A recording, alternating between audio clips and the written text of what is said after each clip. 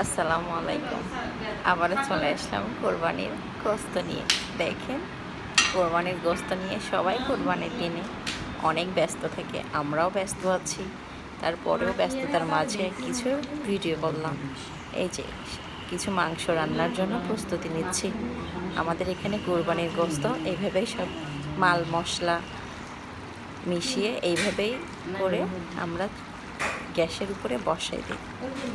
মাংসটা খেতে অনেক মজা হয়েছিল, তাও রুটি দিয়ে। আমাদের চিটাগাংয়ে সবাই রুটি দিয়ে মাংস খায়। আপনাদের ওখানে কি দিয়ে খায় জানি না, তবুও আমাদের এখানে রুটি দিয়ে মাংস খায়। যশোর জেলায় তো সবাই ভাত আর মাংস খায়। দেখছেন কত সুন্দর করে মিক্স করতেছে। এভাবে মিক্স করার পরেই চুলায় বসাই দিবে, আস্তে আস্তে এটা হয়ে যাবে। মাংসটা আসলে অনেক মজা হয়েছিল। আল্লাহ হাফেজ।